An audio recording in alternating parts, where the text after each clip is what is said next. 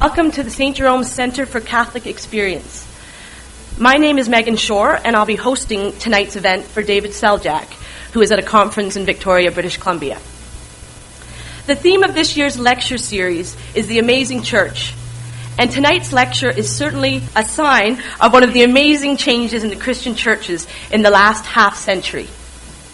Since the time of Constantine, the Christian churches have, for the most part, made peace with the powers and principalities that governed Western societies and the European East. Only after World War II did the church as a whole make an amazing change. Instead of siding almost automatically with the political and economic elite of its society, the church adopted the preferential option for the poor. Today, even a conservative pope such as John Paul II announces with joy that in the struggle between Pharaoh and the Israelites, between the powerful and the poor, God sides with the victims. In his 1984 visit to Canada, John Paul II said, "The needs of the poor take priority over the desires of the rich, the rights of the workers over the maximization of profits, the preservation of the environment over uncontrolled industrial expansion, and production to meet social needs over production for military purposes." The emergence of the faith and justice movement in the church is an amazing change. Tonight, to explore this change, we have invited Dr. Dana Sawchuk to deliver the 2005-2006 School Boards Lecture on the role of the Roman Catholic Church in the struggle for justice in Costa Rica. The School Boards Lecture Fund was created by generous donations from the Waterloo Catholic District School Board, the Grey Bruce Catholic District School Board, and the Brantford Norfolk Catholic District School Board.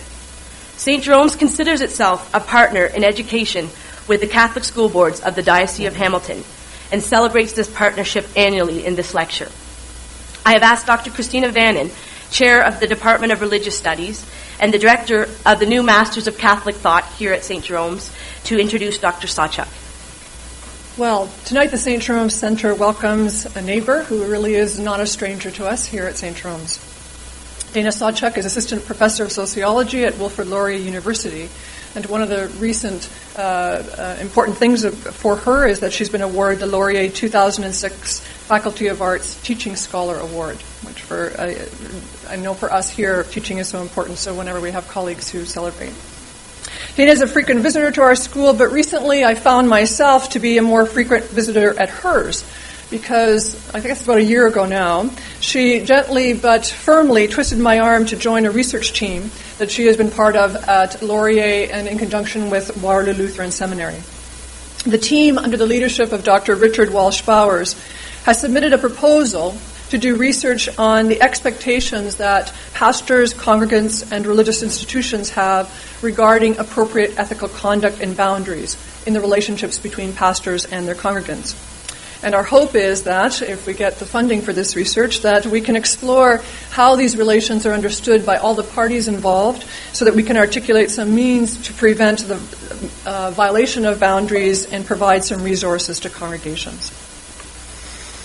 Dr. Sawchuk is not afraid, we know, to look beneath the surface of things, to examine their inner and sometimes hidden workings. Tonight, she discusses the myth of Costa Rica as the Central American Switzerland, allegedly an island of democracy and economic prosperity in a continent that is dominated by poverty and dictatorship. She explores the reality of a nation that is struggling for social justice in the face of neoliberal economic policies. She will outline for us the political turmoil in Costa Rica and explore the Costa Rican Roman Catholic Church's activism in these struggles. Her work focuses on the difficult working conditions on banana plantations and examines some ways that Catholics use their heritage of social teaching to support workers in their struggles for justice. This lecture tonight comes out of her acclaimed 2004 book, The Costa Rican Catholic Church, Social Justice, and the Rights of Workers, 1979 to 1996. John Burke, in a recent review of Dana's book for the Journal of Church and State, says, "This book breathes new life into liberation theology, and it is essential reading for both scholars and activists dealing with Catholic social teaching or Latin American spirituality and popular movements." Dana's interest in Costa Rica was inspired by a year that she spent there volunteering in public schools on a Costa Rican banana plantation. And since that year, she has published a large number of articles on Catholic social thought, the preferential option for the poor, and church intervention on the economy. She is also the author of the Directory of World Faiths, a guide to dealing with people of the world's religions in the workplace. And besides the recent project that she and I are working on together, Dana has another current project that she has been working on that looks at, as she calls them, the grey and gutsy Raging Grannies in southern Ontario, and is exploring them as an identity-based social movement. We'll get her back to do a lecture on that one after she's done more research. Dr. Sawchuk earned her PhD at the University of Toronto, her MA and BA from the University of Winnipeg. So please help me to welcome Dr. Dana Sawchuk to the St. Jerome Center.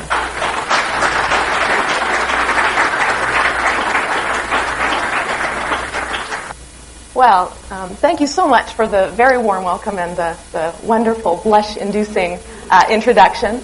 It's really great to be here, and it's great to see so many people coming out on a cold, I don't know if it's still snowing, but a cold night to hear about the tropics, to talk about a country and a Catholic Church in that country that don't often grab the headlines. When people think of social justice, when they think of religion and social change in Latin America, right, they don't often think of Costa Rica. Because let's face it, when we think of Costa Rica, this is what we think of.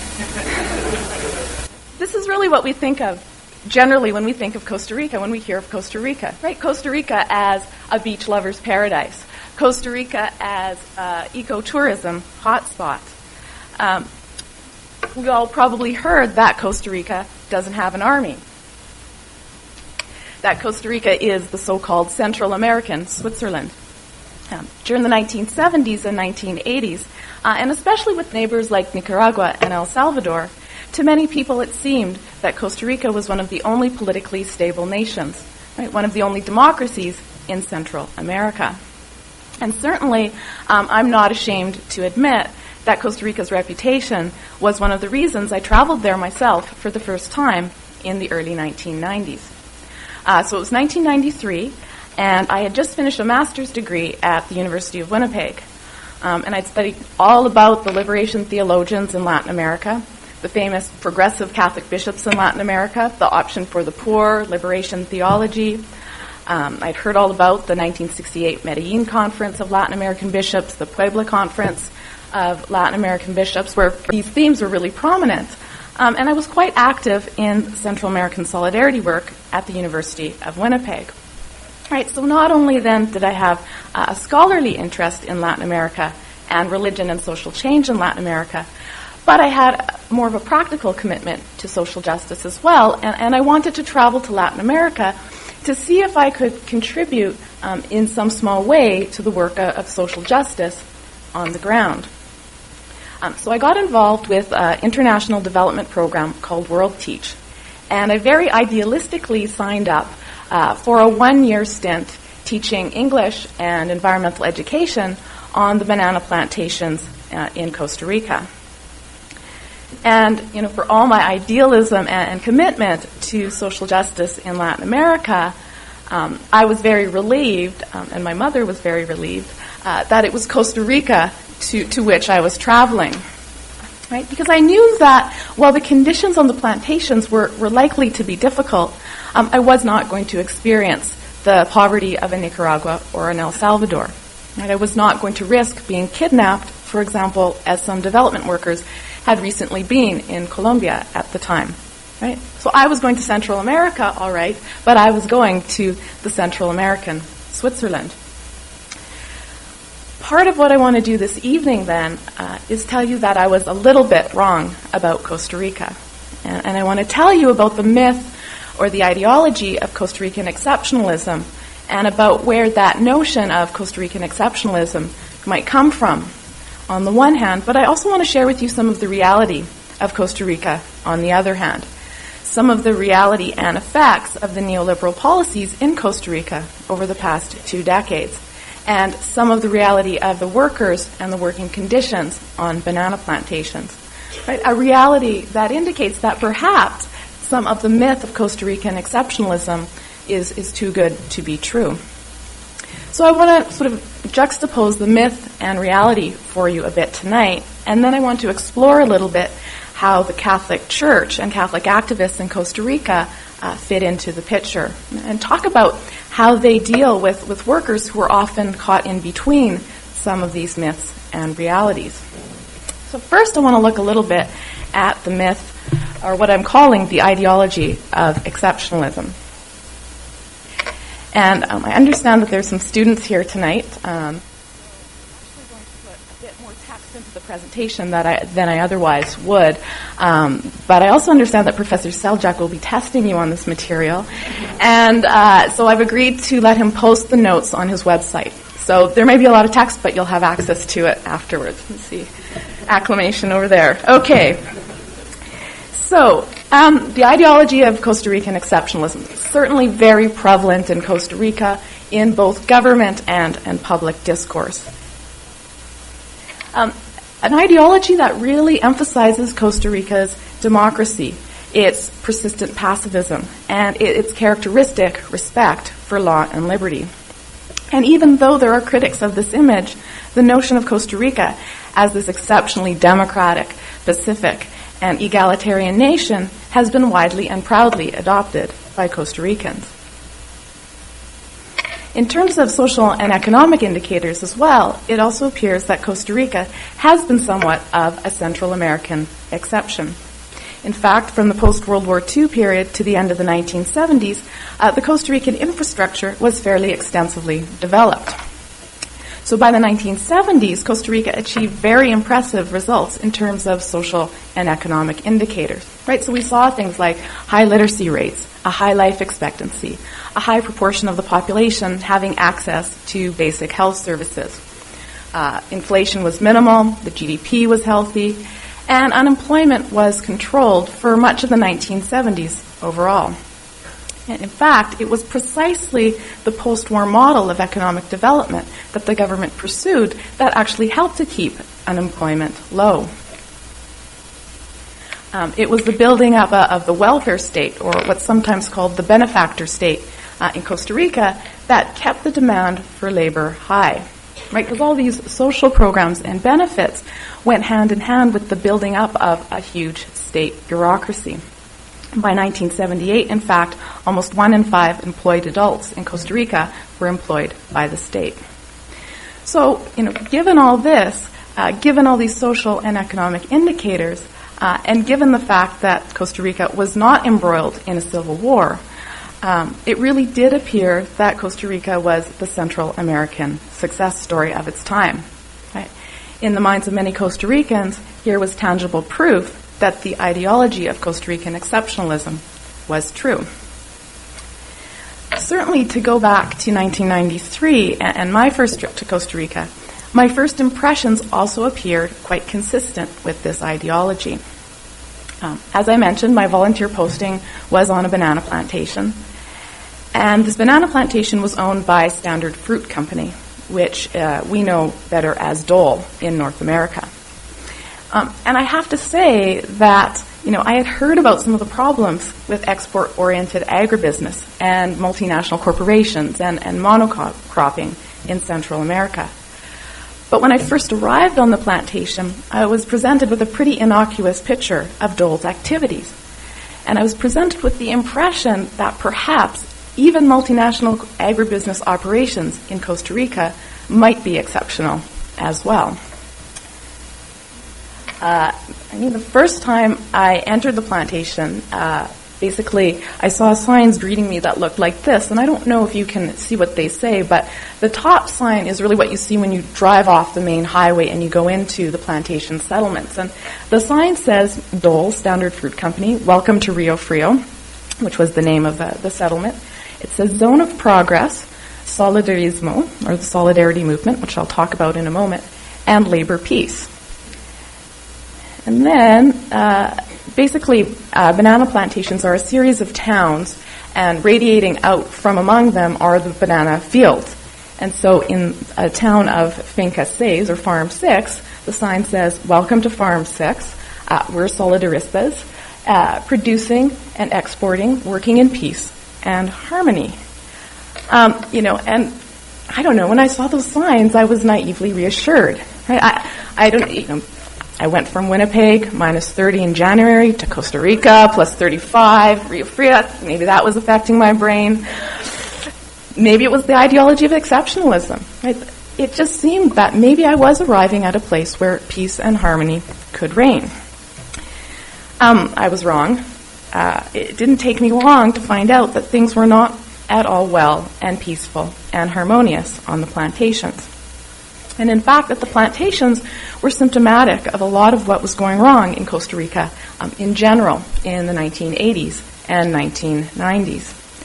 So to back up a bit then, and before I talk specifically about the conditions on the plantations, I want to talk about how Costa Rica went from being the Central American success story of the 1970s to falling into a full-blown economic crisis with some very troubling consequences for its citizens. Anyway, as I said, in the 1970s, you have very impressive social and economic indicators in Costa Rica. You have a huge welfare state that has been built up in the post-war period. What I haven't mentioned, but what is crucially important in terms of understanding the crisis, is also the fact that you have a country where the social and economic development is very heavily dependent on foreign markets and capital.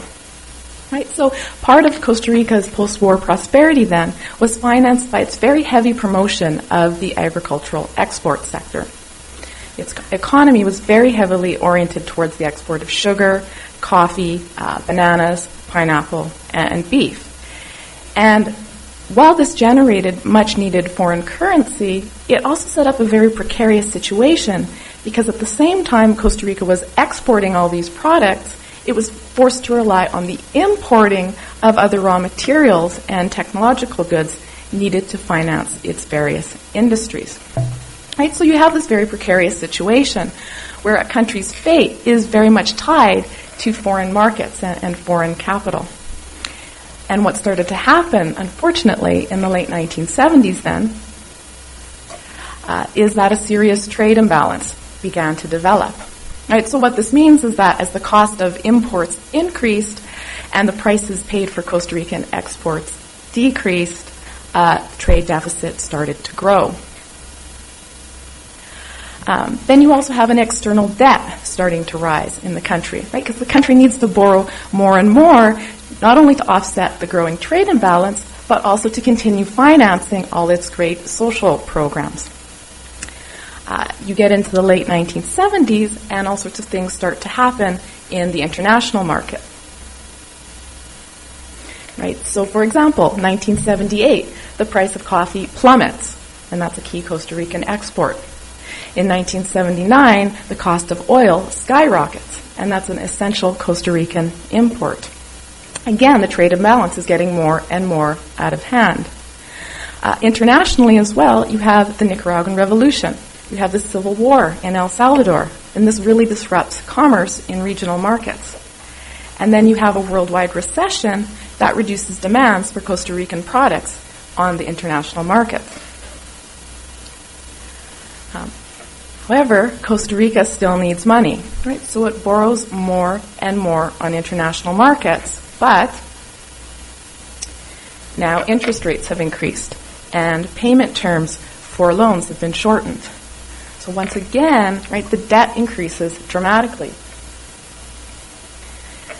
In fact, by the early 1980s, the Costa Rican debt was one of the highest per capita debts in the world. Eventually,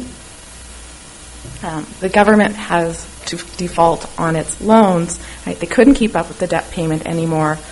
They default on their loans, and then the international lending institutions turn around and deny further aid to Costa Rica. All of this leads to a serious crisis. Malnutrition increases. Rates of infectious disease and infant mortality jump. Inflation and poverty rates skyrocket. And at one point in the early 1980s, Costa Rican inflation is running at over 100%.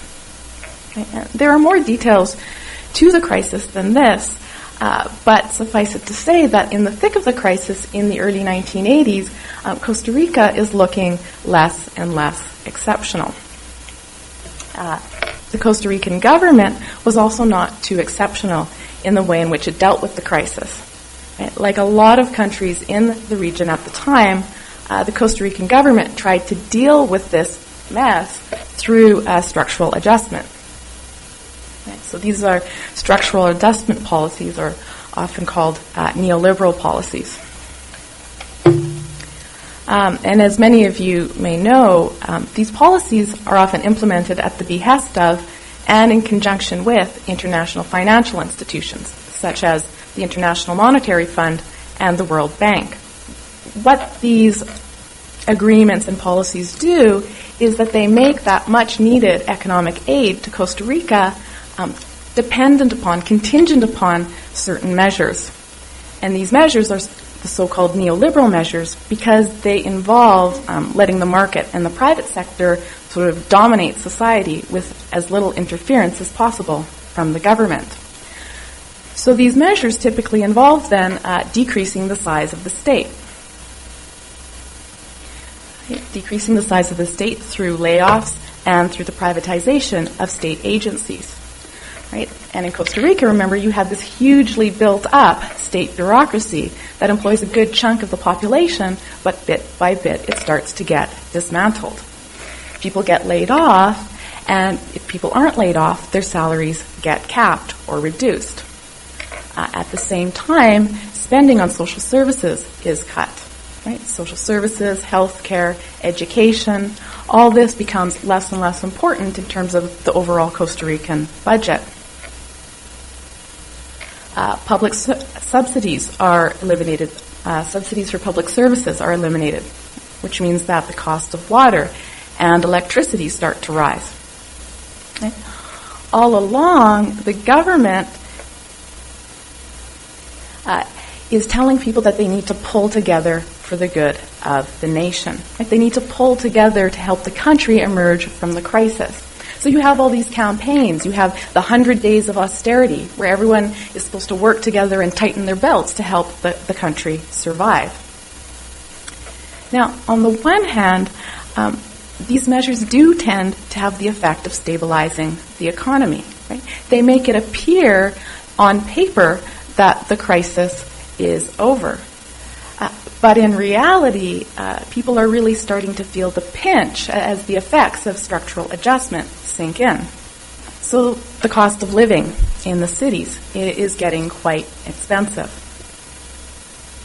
Right? Costs are rising on the one hand, but so are unemployment and underemployment. Right? The informal economy is burgeoning in Costa Rica.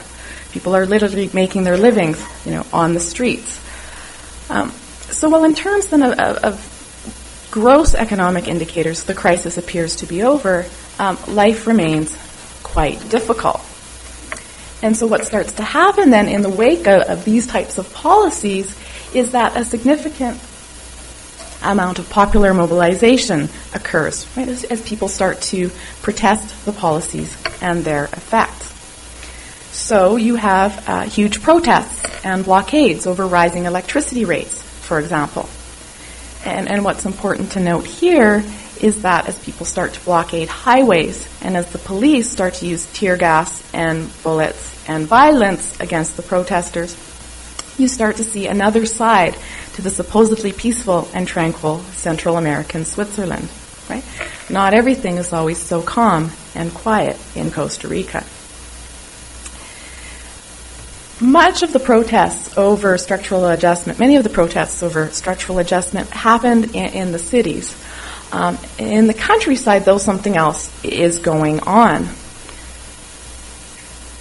Because another part of the neoliberal strategy is to try and reorient the economy for even further integration into world markets. Right? So subsidies to small farmers are cut, and more attention is paid to the large agro-export enterprises like the banana plantations. So this is Finca 6. This is Farm 6. Right? This is a banana plantation, and Basically, instead of supporting small farmers with subsidies, tax breaks and other incentives are given to companies such as Dole or Del Monte so that they can expand their operations in Costa Rica and hopefully generate that much needed foreign exchange. Okay, so here's where we get, as I said, to the situation on the banana plantations. Because as I'm sure you might imagine, work in these areas is no picnic, right? Any type of work in the sweltering heat outside in the tropical lowlands is no picnic. But I'll show you some of the details of what that work might involve. This is a banana train, and basically it's a humid-powered means to transport banana bunches throughout the plantations. It's kind of a sort of a pulley system here that's powered by humans. So, in the sweltering heat and not getting paid very much, it's quite difficult. Oh, I should also point out, too, many of the pictures in this presentation are my own, but I need to give credit to Banana Link, a nonprofit organization who makes their photos available for other nonprofit organizations. www.bananalink.org if you're interested. A lot of good information about the banana trade. So that's a banana train. Pesticide use is also heavy in Costa Rica. Pesticides are often sprayed from planes, but the chemicals often waft indiscriminately over schoolyards, housing, water supplies. You can't really control where the chemicals go. Sometimes as well, chemicals are applied by hand on the ground by workers who often don't have very much in the way of protective gear. And in fact, the chemicals used in Costa Rican banana production are often banned in other parts of the world. I'll point out that according to North American standards, only 4 kilograms of pesticides per hectare are allowed per year. In Central America, the average is 16 kilograms, and in Costa Rica, the average is 40 kilograms of chemicals applied per hectare per year. So 10 times the acceptable North American standard. High rates of sterility, birth defects, and skin diseases are reported on the Costa Rican plantations because of these chemicals. I'm going to show you a close-up of a banana plant and get you to notice these blue bags. The bags are laced with fungicides, insecticides, wormicides that are to protect the maturing fruit when the bananas are on the plant. So it's very dangerous then for workers to handle these bags because they're laced with chemicals. It increases their exposure. But when the bunches are cut down and sometimes the bags are left on the ground and it rains, the chemicals leach into the soil, make their way into the water supply, and then sometimes some of the bags get washed out to seas where the sea turtles think they're jellyfish, eat them, choke, and die. So a lot of problems then on the plantations for workers and the environment. But, this is the system of agricultural production that is at the heart of Costa Rican government's sort of neoliberal efforts to integrate Costa Rica more fully into world markets. Right? And again, this is just another way in which neoliberal policies may look like they're economically sound. Right? The banana export industry is a huge money generator for Costa Rica. But again, behind the appearance are serious problems that go along with these policies. Next, I want to look a little bit at the workers who labor under these conditions. Costa Rica, as a free and democratic country, is also supposed to have a free and legal union movement. Again, though, when we look at the state of the unions in Costa Rica, there's a bit more of this myth and reality issue going on. On the one hand, Costa Rican unions do appear to have a certain amount of freedom and legal protection to operate.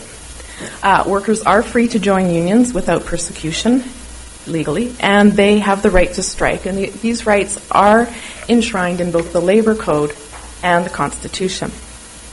Historically, I would point out that Costa Rican agricultural workers in their unions were also extremely organized and active throughout the country. Right? So unionists throughout Latin America still refer to the legendary Costa Rica banana plantation strike of 1934, when 10,000 workers went on a 2-week strike against the United Fruit Company. And this is billed as basically one of the largest Latin American strikes against a North American company in history. Right? There were 10,000 workers involved. So certainly there is a tradition of union activism in Costa Rica. However, by the time the economic crisis hit in the late 1970s and early 1980s, the unions were experiencing a series of problems. And again, it's the appearance and reality situation.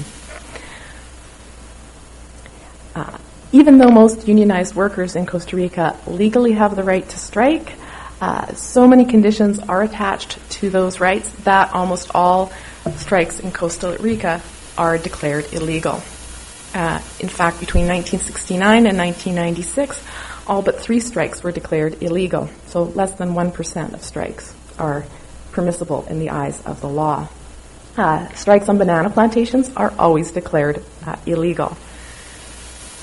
So, despite what it looks like on paper, Costa Rican law has quite a pronounced anti-union bias.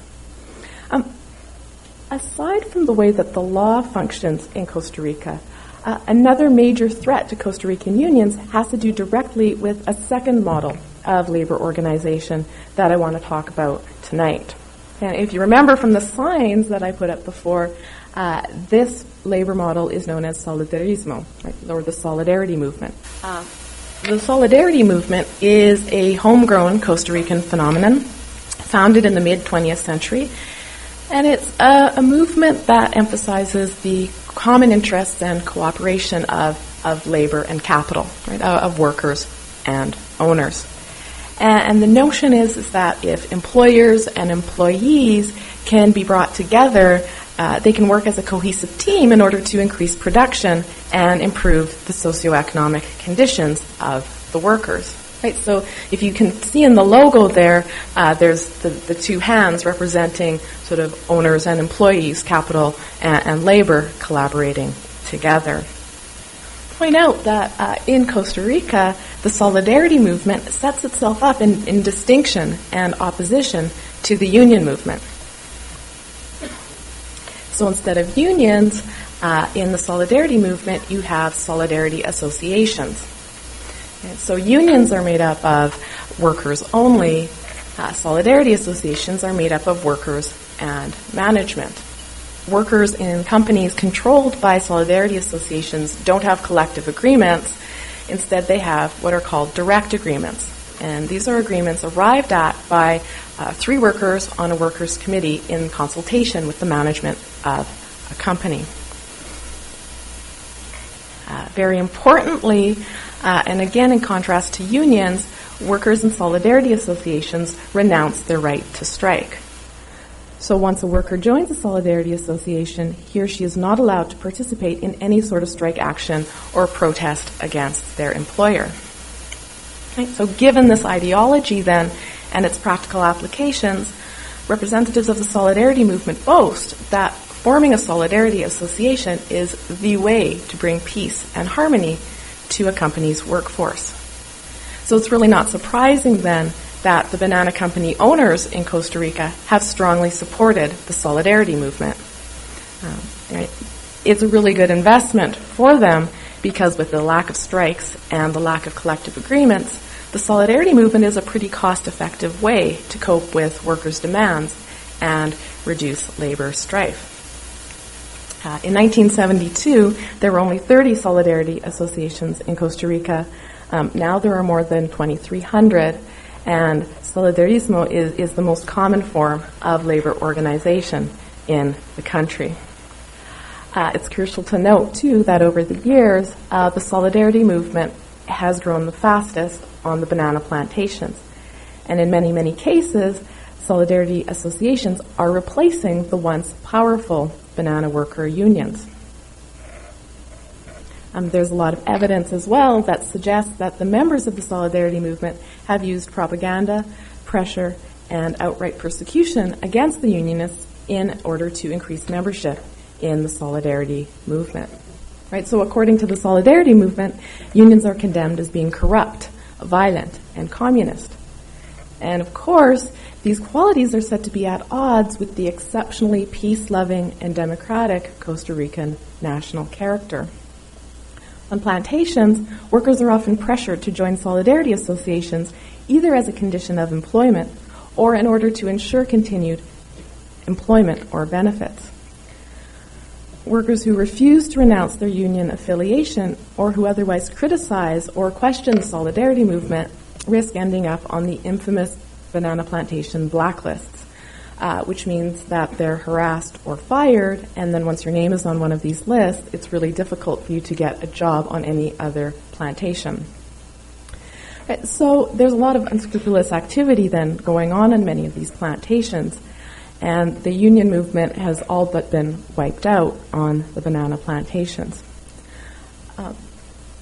Many complaints have been launched against the Solidarity movement in Costa Rica with the International Labor Organization and other international bodies.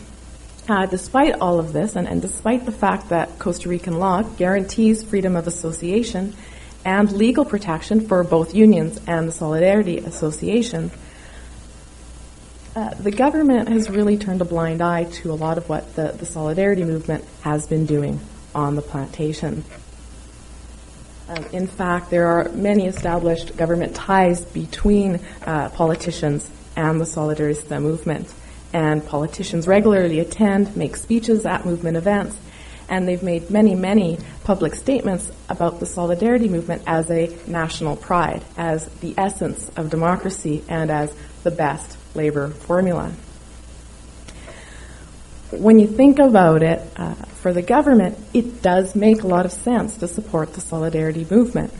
The doctrine and the labor model associated with the movement fit well with the needs of a state attempting to implement neoliberal policies. The Solidarity movement's emphasis on collaboration and cooperation have corresponded well with the government's pleas for everybody to work together and tighten their belts and adhere to the austerity measures.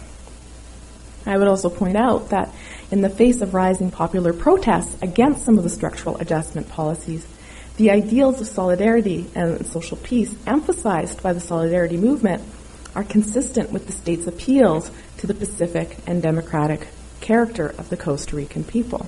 Right? Because the government continually tries to discredit popular protests by saying that such conflictive behavior is at odds with the Costa Rican national character. And the Solidarity movement's ideals fit right in with this. So the Solidarista ideology fits very well with the ideology of Costa Rican exceptionalism.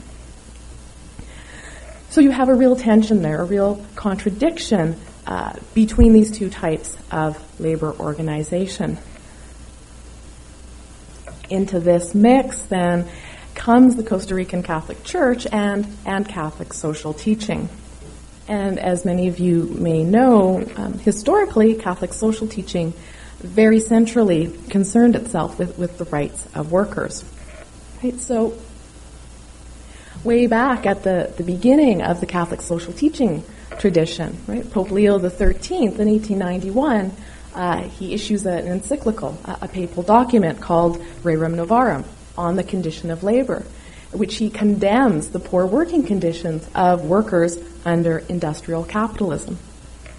Right? And many of Leo's successors in the Catholic social teaching tradition pick up the theme of the right of workers. Right? So Pope John the 23rd, Pope Paul VI, the bishops at Vatican II, and of course John Paul II.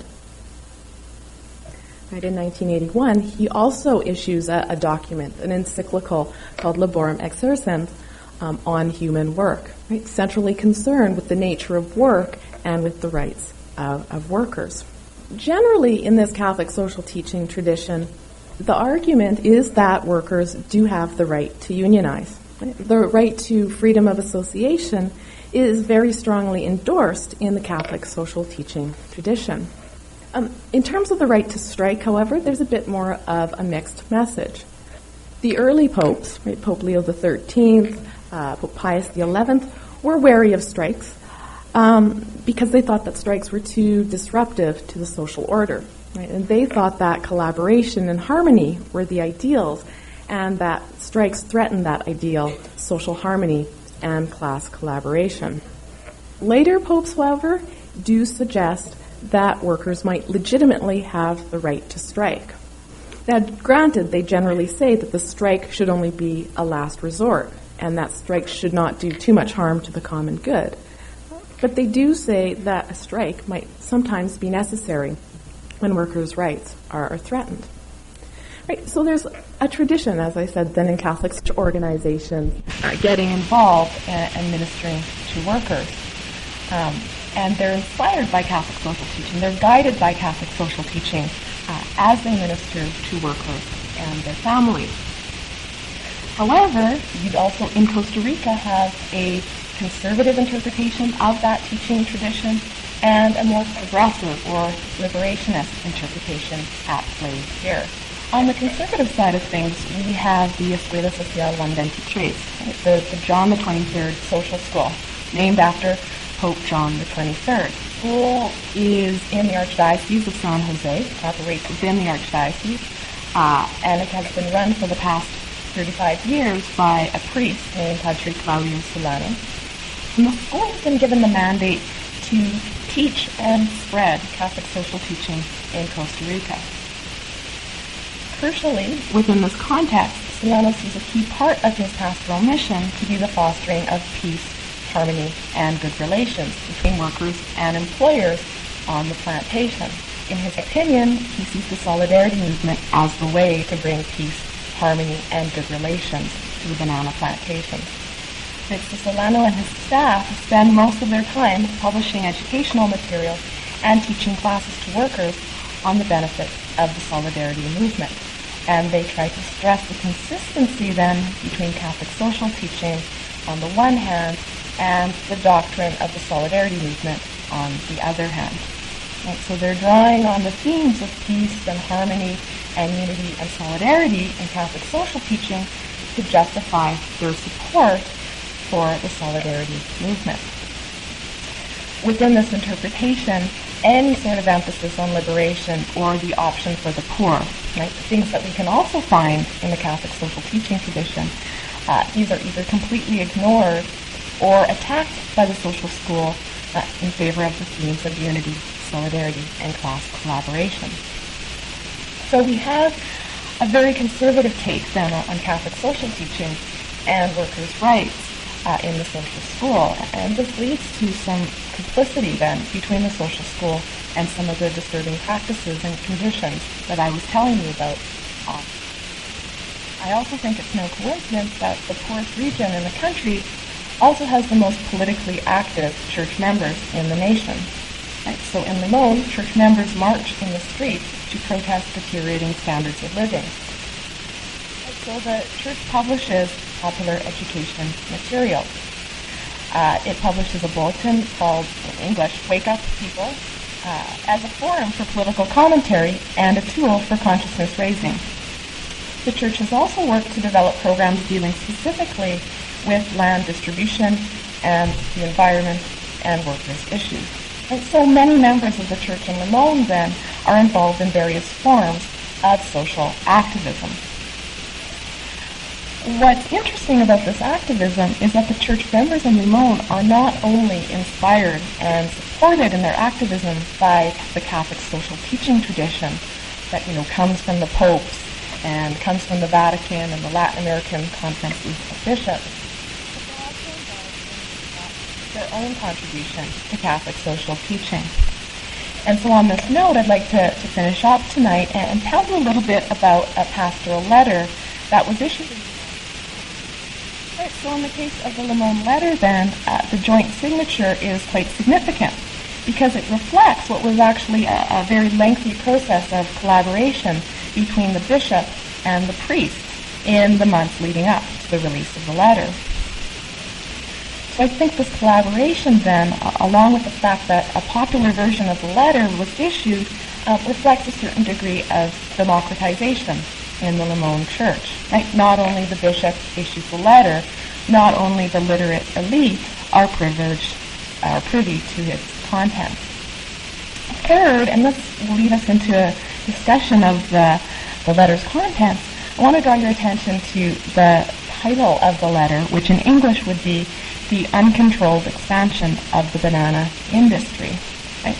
It's kind of obvious already, just from the title, that the letter is going to have somewhat of a polemical tone.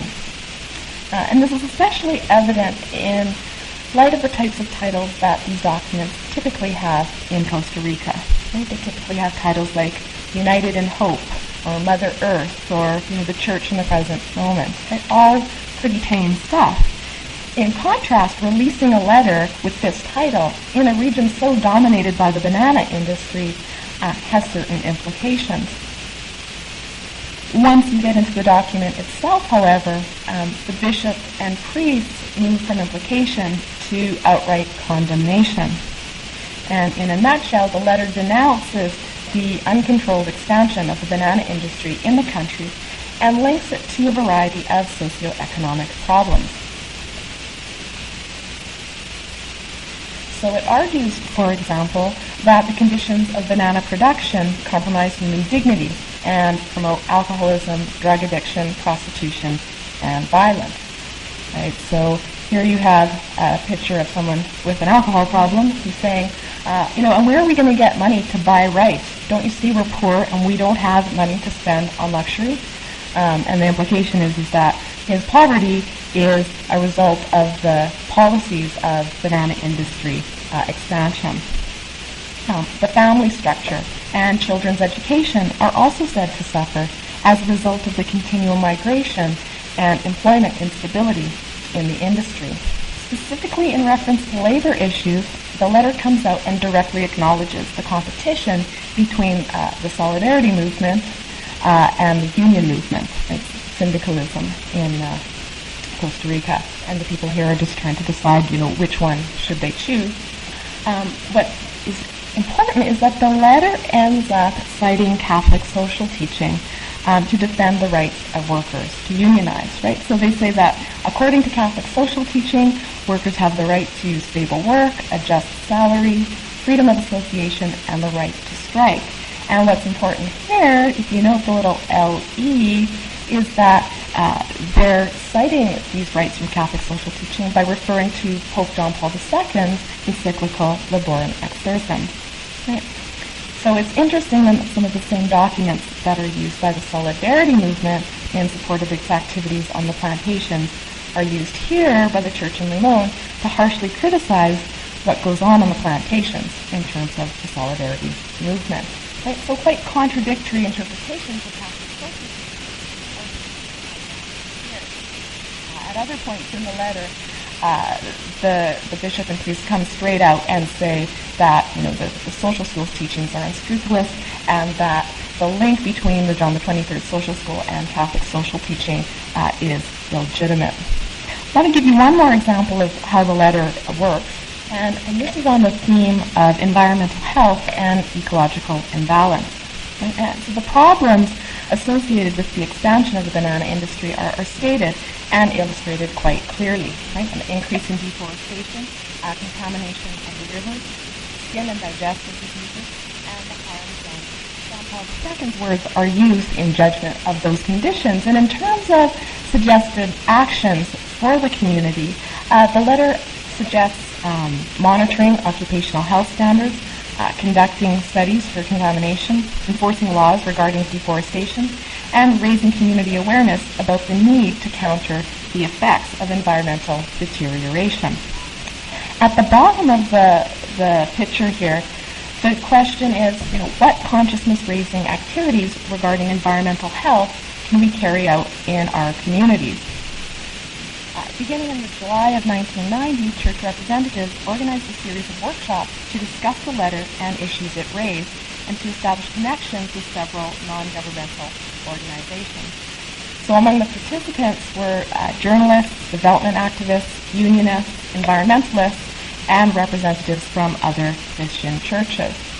And within 2 years, the various organizations involved had formed a coalition to work together to protest the ecology and human rights violations in the Atlantic banana region. They called their coalition For Emmaus, and it's for human rights and the compared them to the John 23rd Social School. In the Limon Church, we see a much more progressive approach to and action upon the Catholic social teaching tradition. Anyway, I'm out of time, so I just wanted to quickly conclude by saying that I hope that I've shown you that in Costa Rica things are not always what they seem. I think we need to be a little bit skeptical about the ideology of Costa Rican exceptionalism. I think we need to question the neoliberal model and its effects on workers. And I think we need to look critically as well at what types of labor organization and labor practices are linked to Catholic social teaching. So I think there are a range of potential interpretations of Catholic social teaching out there, and by extension, a range of practices and political positions that Catholic social teaching can inspire and legitimate. Thank you very much for your attention.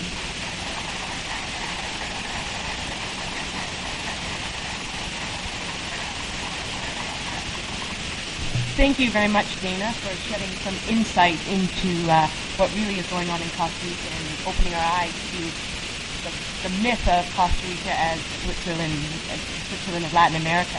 And also, thank you for being so gracious with the sound system. I will blame that on David Sawchuk since he's not here. It's all his responsibility.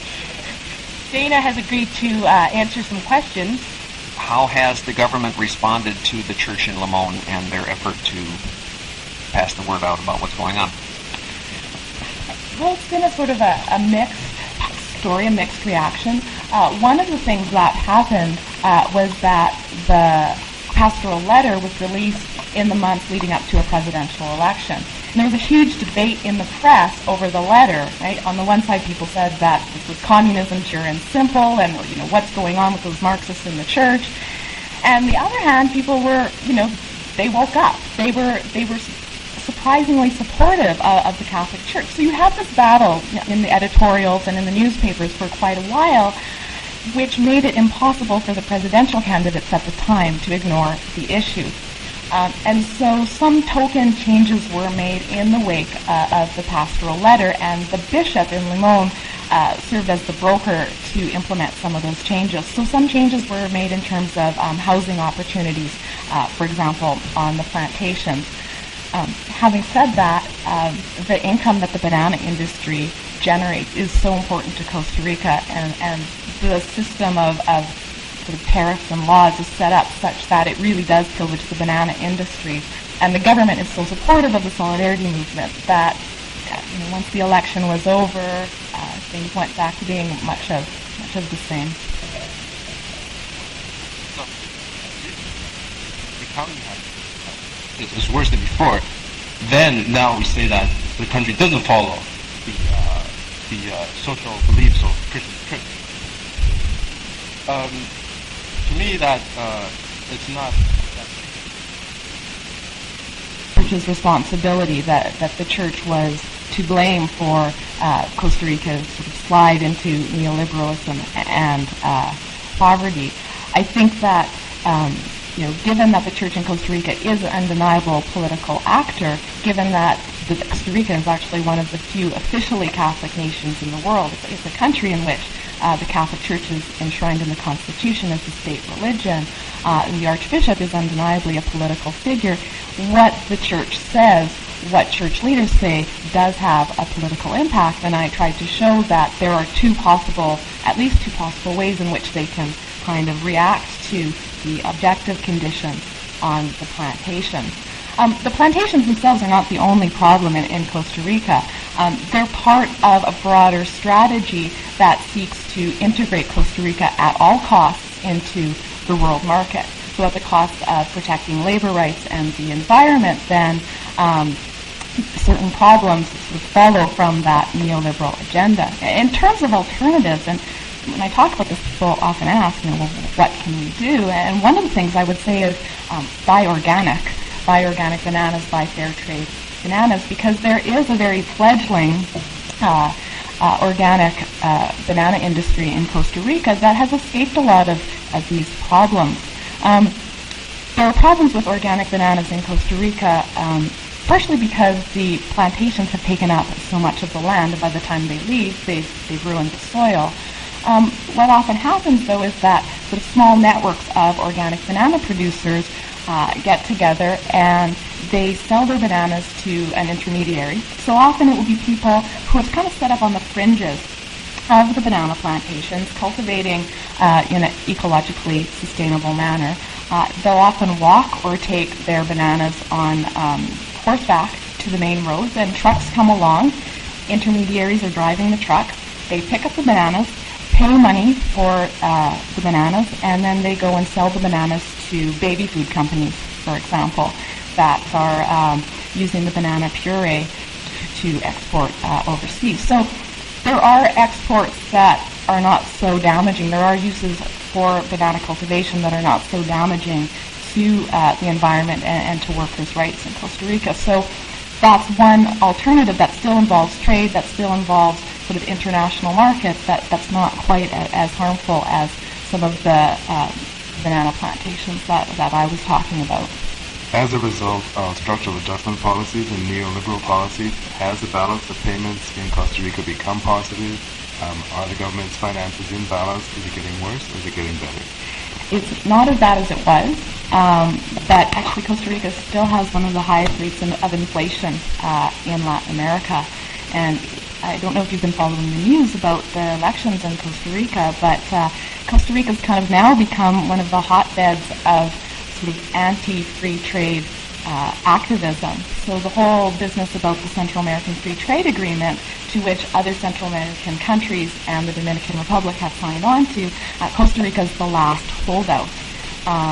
And in fact, little known candidate from a party that 5 years ago was not even on the political scene in Costa Rica is running neck and neck now in the recounts of the vote with Oscar Arias, who's pro-free trade. So things are not better in Costa Rica altogether. Some of the problems continue, but some of the activism continues as well. I'd be interested in your comments on the effect that pastoral letter and the activism of the Limon Church have had on other churches in other countries in Latin America. Has this expanded beyond Costa Rica? Not as much as it has had an effect within Costa Rica. This type of activism in the Limon Church came in some respects later than some of the activism in some of the other churches.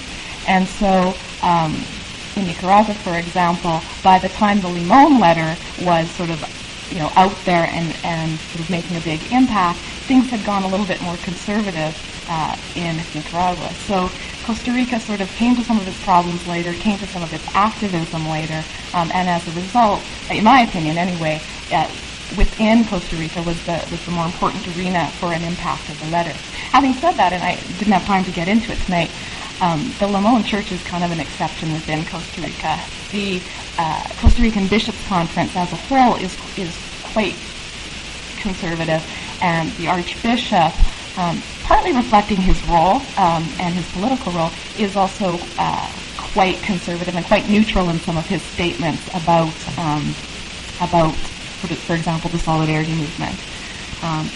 The Archbishop, doesn't have jurisdiction in the Diocese of Limon, so he can't really do much about them, but he's disciplined some of the offices in his archdiocese who've been more supportive of the trends in the Limon Church. Just with respect to the co-op movement, there was another Catholic priest called Father Armendez in the Basque region of Spain that in the basement of the church started a massive industrialized cooperative movement where the people today own the banks and own the businesses and are employed for life, and it's profit sharing. How close is Costa Rica to creating a breakthrough where they can begin to privatize the land, give solidarity to people a full-blown opportunity to participate, share, equity, and be in charge, one share, one vote, and power to the people? It seems to me that that's what's missing. Yeah, I would agree, and I think that some of the sentiments that you're expressing are behind some of this anti-CAFTA, anti-Central American Free Trade Agreement activism. Because if anything, sort of the trend has been going the other way, and if CAFTA gets passed, there'll be even more of the structural adjustment, more of sort of the neoliberal policies driving things than what you're saying. There are pockets of hope. There are pockets of resistance. There are organic producers. There are women's cooperatives growing herbs. These things are there in Costa Rica. The key is, though, is to link them together and to give them the type of support that they need. For example, in terms of bananas, and I'm sorry to keep on coming back to bananas, but that's kind of my area. In terms of bananas, one of the problems with exporting whole organic bananas is that in order to ship bananas, you need to export them or ship them green, right? If one banana sort of starts to turn black in a crate, it releases ethylene or something like this, and then all the bananas turn black. So you need a certain sort of critical mass of organic bananas to make it worthwhile economically to export, and the infrastructure isn't there for bananas. Now, for coffee, for example, there is. The organic coffee trade in Costa Rica is much better developed. It's a much easier product to export. And a lot of the fair trade partners with Costa Rica supporting that organic coffee trade have really made a difference in that way. So there's some role for international solidarity there as well. In the logo that's on the screen now, does the color of the hands imply that there's a racial element in the struggle? Excellent question. Costa Rica came from Jamaica and some of the other Caribbean countries in the 1930s to clear the land and build the railroad for some of the agricultural export businesses. As a result, then, in Limon, you have quite a distinct cultural composition, and there is a sense that contributes to part of the marginalization of that area of the country as well. You know, I have to say, when you look at a plantation, there's really not one ethnic or cultural group that's represented, but there is a hierarchy on the plantation. So if you remember the picture I showed of the plant and the bags, the plants were held up by bamboo stalks. And basically, cutting down bamboo is the worst job that you can have on a plantation. And it's generally performed by illegal immigrants, actually from Nicaragua and Panama. And they come across the border desperate for some sort of work, and they end up not getting housing on the plantations, substandard as it is. It's still a roof over your head. And they get paid by the piece to cut the bamboo stalks with machetes, and then they end up squatting and having little sort of tent villages in and amongst the bamboo groves. So there is a racial element in that way, sort of a cultural distinction in that way as well. And that's definitely reflected in the logo.